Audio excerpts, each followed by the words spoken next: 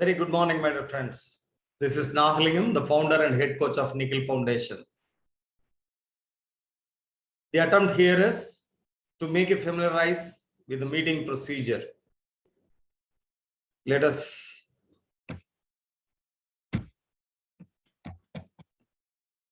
travel further. Privileged motions, what they are, how they are relevant to a meeting procedure, or how they are relevant to a parliament or legislative assembly. Here, our purpose is how these motions are being used in a democratic meeting procedures with reference to Robert's Rule of Order.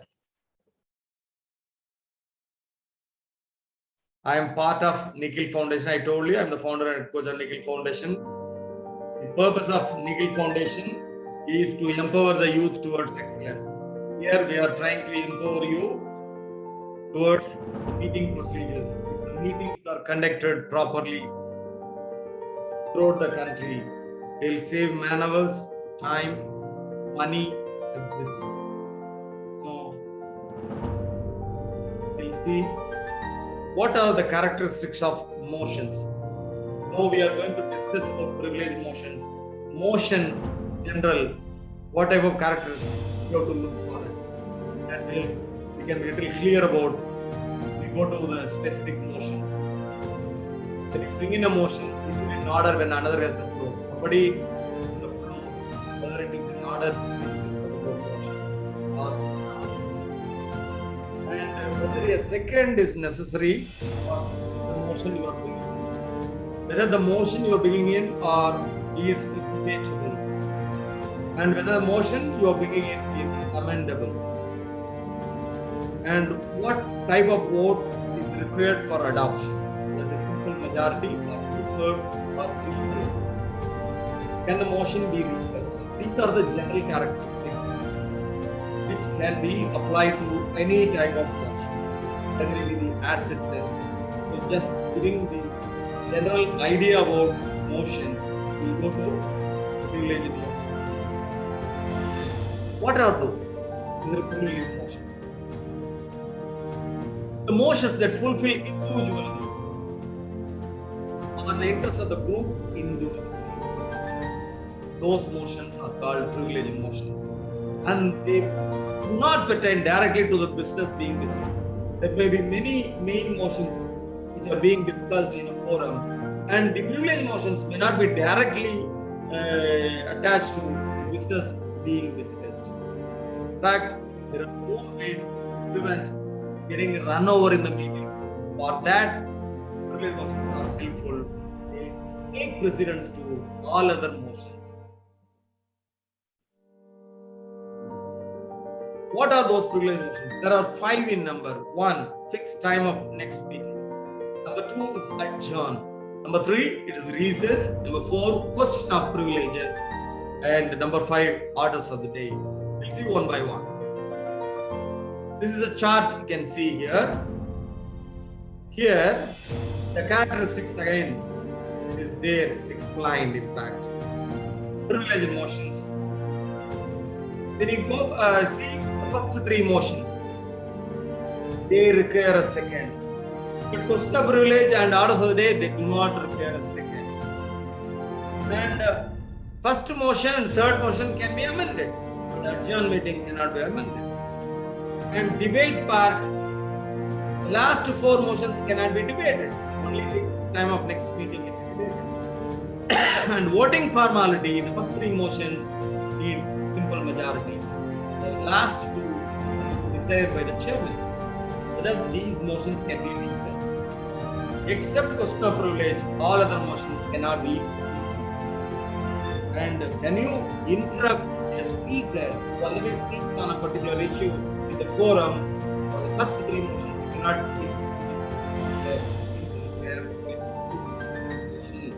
but with regard to question of privilege and orders of the day, you can very well intervene the speaker who will address the words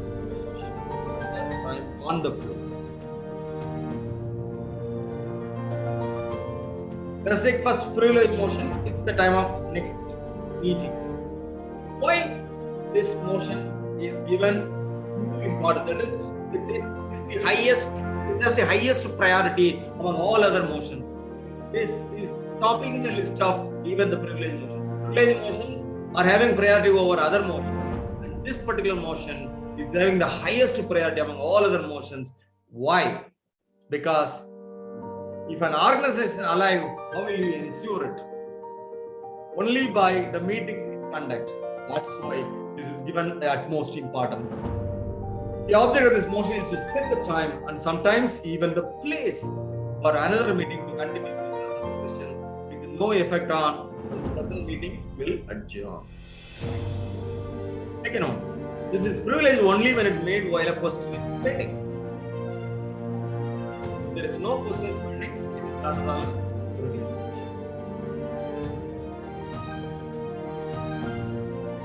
What are the characteristics? Is it out of order when another has the floor? If somebody is addressing the floor, this is out of order. You cannot bring in this particular motion. It must be seconded. And it is not at all debatable.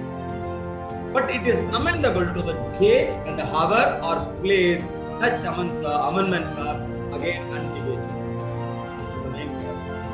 It requires a majority vote. It cannot be reconsidered. The motion adjourn. To adjourn means to close the meeting. When a chairman can adjourn a meeting, if the meeting is ended, he can adjourn it. The quorum is not established, he can adjourn. If there is chaos and confusion, he can adjourn. Or if there is a motion passed to adjourn the meeting, then he has to adjourn.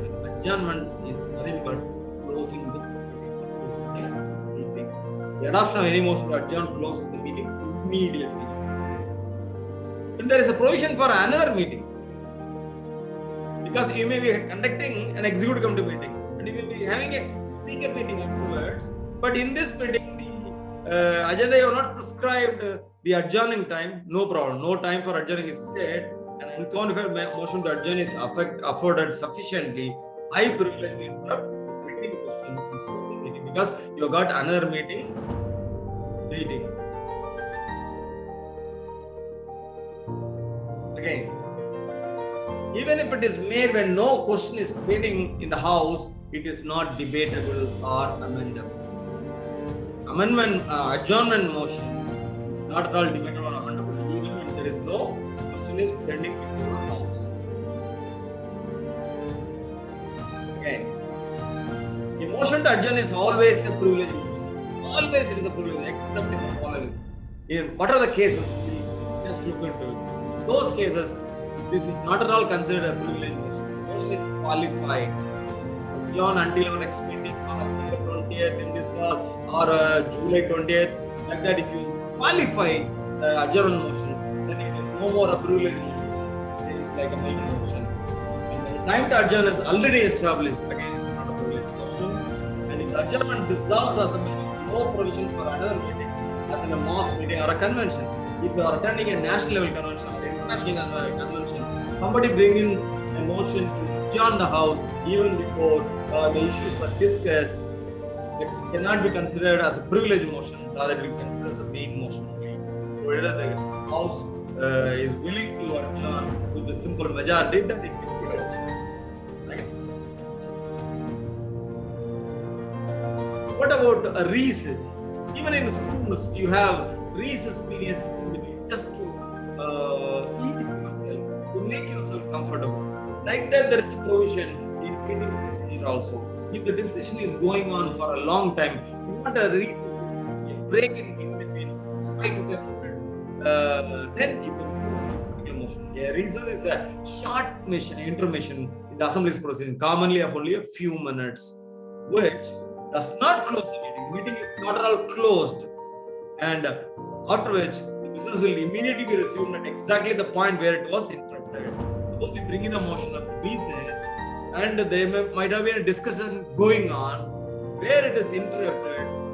They'll recess it immediately, 5 or 10 minutes. But when the meeting is again started, the point at which it was interrupted, they will continue from that point. That is what is specified. It is the effect of recess. Recess motion takes precedence over the main motion, over all the subsidiary and over all privilege motions. It takes precedence to all motions, not all privilege motions, except John and the back of for all other motions. This having the prior. Again, it's out of order when another has the floor. Somebody addresses the floor on an issue or the discussion, you cannot bring in this motion. It must be, the recess motion must be independent. It is not debatable. It's amendable as to the length of the recess, whether it's 5 minutes or 10 minutes or 15 minutes, any such an amendment is also undebatable. It requires a majority. It cannot be reconciled. The recess motion cannot be reconciled. Next, examples for reason. Time or time gap has to be specified. I move that meeting of a recess until 12 noon or until 1:30 p.m. Suppose you are at 1:15 or 1:20. At that time, you can go for 1:30. I move to recess for 5 minutes, exactly mentioning the time gap. I move to recess until the chair called to order by the chair. That way, you can bring in this recess motion. Then there comes the raising a question of privilege. First, we have seen fix the time of next meeting. Then we have seen adjournment. Then we have seen recess. Fourth one is raise for a question of privilege. This motion is applicable when a request or main motion relating to the rights and privileges of the assembly or any of its members to be brought up for possible immediate consideration because of its urgency, would otherwise be out of order. If it is not urgent, no immediate concern is needed, then it is out of order. That chairman can decide that. That is applicable when there is a request or to the main motion which talks about rights and privileges of the assembly. Types of questions of privilege. Those relating to the privileges of the assembly. Personal privilege. I feel thirsty. My mic is not working. My chair is not moving. That personal. Questions can relate to the organization or its existence. The concept of neglect, ventilation, or noise. What is orders of the day? The last motion under the hierarchy of privilege motions. When the chairman is not following the agenda, when the house is not following the agenda, it will go for orders of the day, a motion by which a member can require the assembly to conform to its agenda or order of business. Order of business is nothing but agenda for the meeting. Any member has the right to call for the orders of the day. Anybody belongs to the house can call for the orders of the day. The motion is applicable when the order of business is being varied from the general order of the time is not being taken up, right? About the agenda.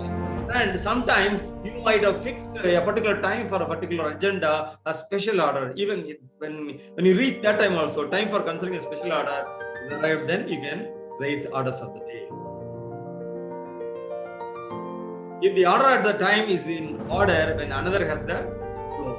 Even somebody is in the floor, you can definitely bring in this motion. You can very well interrupt a speaker. Even if it interrupts the speaker, it does not require a second. Two orders of the day don't need the second. Then it is not debatable, it is not amendable, it cannot be considered. This is the importance or the characteristics of orders of the day. Examples. This is the strength I call orders of the day. That is the way you can make it this motion. Yes, friends. Today we have seen 5 privilege motions. Fix the time of next meeting, adjournment, recess, question of privileges, orders of the day. All these 5 motions, though may not relate directly to the subject of discussion or main motion discussion, it helps you not to get run over in the meeting, and it helps you achieve personal privileges also, and ensures the liveliness of a meeting through a motion called the time of next meeting. And it helps you to ease yourself for some time by way of moving with this, or little more time, let's say, adjournment for the session. That way, these privilege motions are much help finalizing a particular main motion or finalizing a discussion or taking a decision on an issue pending before the house. So privilege motions are the highest prioritized motions in meeting procedure. So we'll again meet with regard to other motions like subsidiary motions or incidental motions or miscellaneous motions in the coming days. Thank you very much, my dear friends. Wishes to become a chairman and parliamentarian. Thank you very much.